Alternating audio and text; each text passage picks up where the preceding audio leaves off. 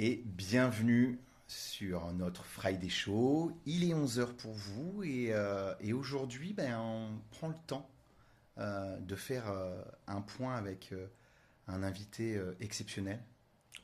Amaury de Pascal, le directeur général de DAT France, ou on dit directeur général France de DAT? Peu importe. Peu Le importe. résultat est le même. Exactement, le résultat est le même. Exceptionnel, merci beaucoup, Julien. Je te renvoie la balle. C'est trop d'honneur. Exceptionnel parce qu'on va aborder un sujet un peu égocentré sur Univers VO, mais ça fait du bien aussi de se poser sur la communauté. DAT a pris la décision, et on en est ravi, d'être le partenaire principal du club Univers VO, donc de l'âme, du cœur de la communauté. Et c'est un peu le sujet de notre échange aujourd'hui. Quelle a été la motivation pour toi de croire et d'investir dans la communauté Univers VO? Alors déjà, Julien, et pour tous les membres, ça fait déjà longtemps qu'on connaît Univers VO, qu'on Et que se vous êtes connaît partenaire. à titre personnel. Toi, Julien, Thibaut, Faustine, Céline, bref, pas mal de membres. Et je pense que l'élément clé, c'est les valeurs humaines. On partage des valeurs, une façon d'être avec vous, avec les autres membres. Donc, tout ça fait que c'est une histoire qui s'est construite au fur et à mesure. Euh, on n'avance pas dans une entreprise, on n'avance pas dans des partenariats ou dans autre chose sans ces valeurs humaines. Donc l'histoire a fait que on a décidé de rejoindre le club maintenant il y a quelques temps, à peu près il y a 4 ans, quelque C'est chose ça, comme ça. exactement. C'était déjà un beau club qui ne fait que grandir avec des belles valeurs, on y reviendra. On était déjà tellement content de rejoindre le club avec tout ce qu'à se supposer. Et au fur et à mesure, notre volonté, c'est d'avancer sur le marché français et dans plusieurs segments, dont le VO. Et très clairement, le club Univers VO fédère des acteurs de l'écosystème VO au sens large. On aime bien les valeurs, on aime bien les gens.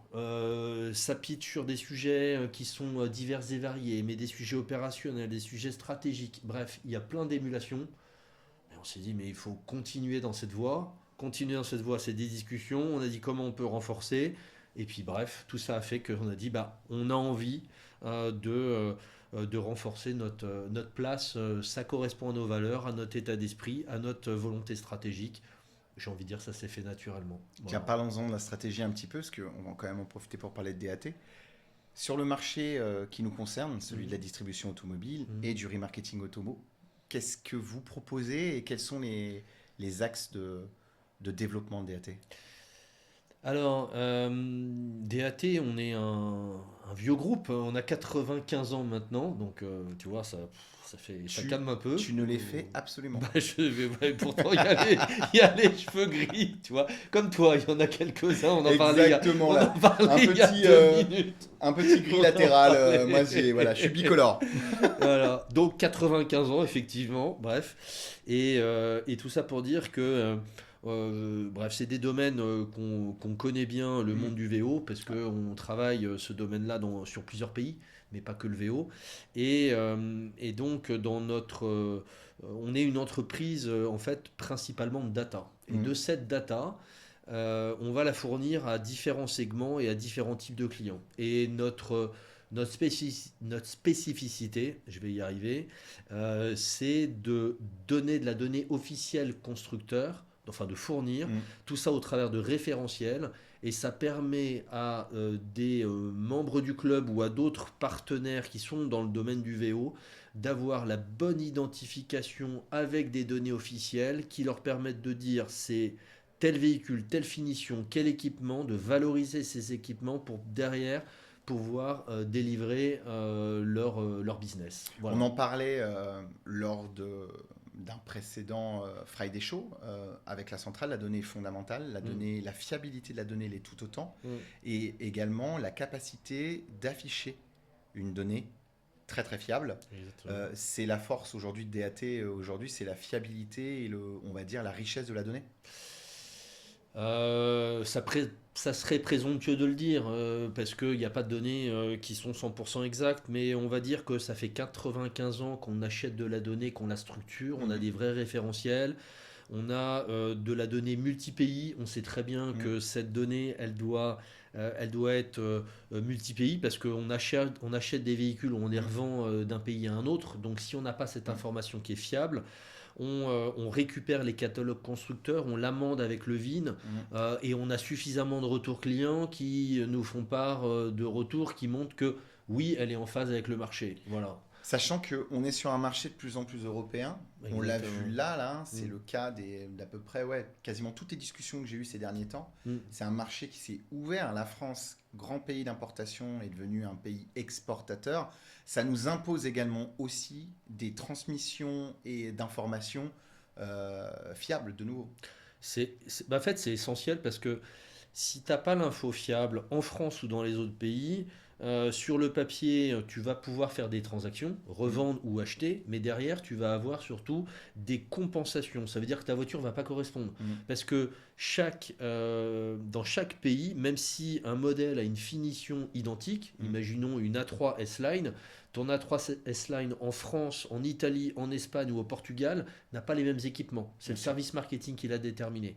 Donc si tu n'as pas le VIN, donc cette information officielle, que tu n'as pas les price lists précis du pays, tu vas acheter un véhicule à l'étranger pensant qu'il peut avoir une configuration identique à celle que tu imagines, mais d'un côté, elle ne va pas correspondre.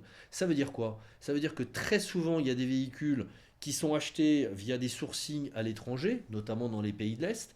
Ta voiture, tu la verras peut-être jamais, parce que tu achètes cette voiture et tu la revends in fine à un client, et ton client il va dire je comprends pas, je pensais avoir un toit ouvrant panoramique, j'ai pas de toit ouvrant panoramique, je pensais avoir une boîte auto, finalement j'ai une boîte méca, et donc il va falloir compenser. Et globalement, notre retour d'expérience fait que ça correspond à peu près à entre 10 et 25% de retour d'insatisfaction client parce que des équipements ne correspondent pas s'ils n'ont pas un VIN 17 avec les catalogues associés, et avec une compensation qui peut être jusqu'à 2500 euros par voiture.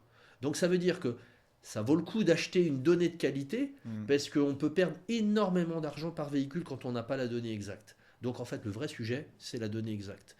Et comment on traite avec DAT en réalité? Parce que là quand tu présentes comme ça, on peut vulgairement avoir peur qu'on récupère une donnée qui soit profondément massive, difficilement lisible, etc. Vous, votre travail, comme tu dis, c'est de la vulgariser, de la rendre lisible et efficace à l'usage immédiat, on est d'accord? C'est exactement ça.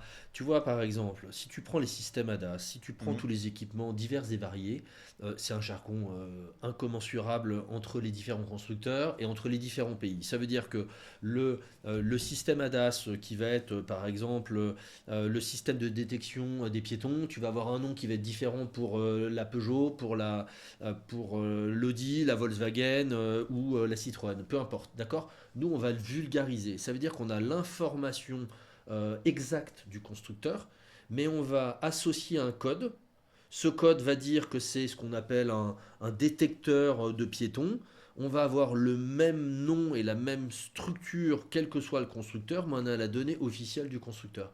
Donc, on a normalisé la donnée. En fait, on simplifie le travail des professionnels de l'automobile en leur donnant la bonne information, source officielle du constructeur, mais allégée. Enfin, allégée en termes de wording. Voilà. Et dans l'intégration, c'est super facile, c'est appayissable assez facilement sur à peu près toutes les solutions aujourd'hui. Ouais. Tu as même déjà beaucoup de partenariats aussi avec des solutions, des SaaS, des marketplaces qui proposent... Exactement. En fait, ce qu'on a, on a deux solutions. On a ce qu'on appelle des web services, ça veut dire des logiciels qui fonctionnent en 100% web.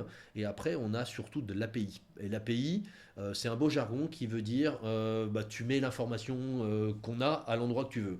Donc, tu as ton site web, tu as ton ERP, ton DMS ou quoi que ce soit. Tu dis, je veux tel champ à tel endroit, tu en fais ce que tu veux. Voilà, c'est totalement flexible. Merveilleux. Et donc, du coup, à travers le club Univers VO, c'est quoi tes cibles? Qui sont les gens? Qui sont les femmes? Quelles sont les femmes? Quels sont les hommes que tu aimerais rencontrer, les professionnels que tu veux rencontrer au sein de la communauté Univers VO? En fait, c'est assez large et on est même souvent assez surpris parce qu'on a tous besoin de data.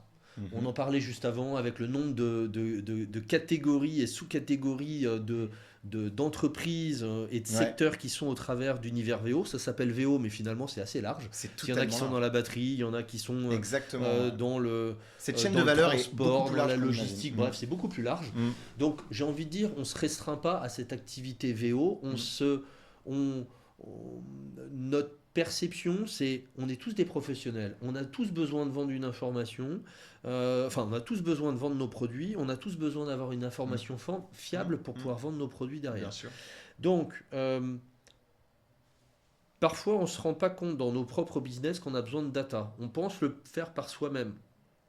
Et finalement, on peut avoir une source d'information qui peut nous aider et gagner du temps, gagner en efficacité, éviter des contraintes diverses, variées de logistique, de retour de produits, de compensation et autres en achetant de la data. Par contre, encore faut-il acheter de la bonne data.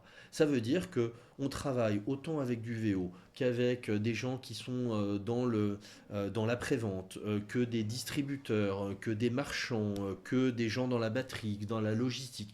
C'est hyper large. Donc ta question, elle est super et à la fois elle est tellement compliquée à répondre parce que on est parfois surpris de discussions qu'on a avec certains acteurs parce qu'au final, sans qu'ils ne le sachent, ils ont besoin de data. Et parfois, ils ont besoin de data et on doit creuser.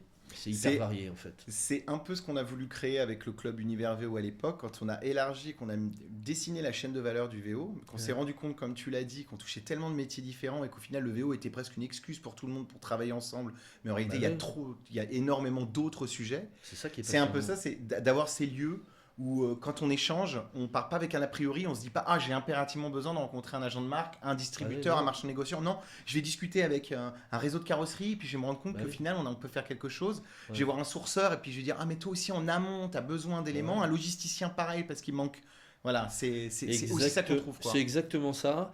Et après, je vais un peu dévier, mais typiquement, il y a une super ambiance dans le club. Mm. Donc, souvent, ça va être lié à une discussion, un échange avec un membre de la communauté. Ça veut dire que on peut simplement discuter un peu de tout et de rien et aussi de problématiques business. Et là, on va se dire, ah tiens, il y a un point d'accroche. Ah bah tiens, il y a comme ci, comme ça.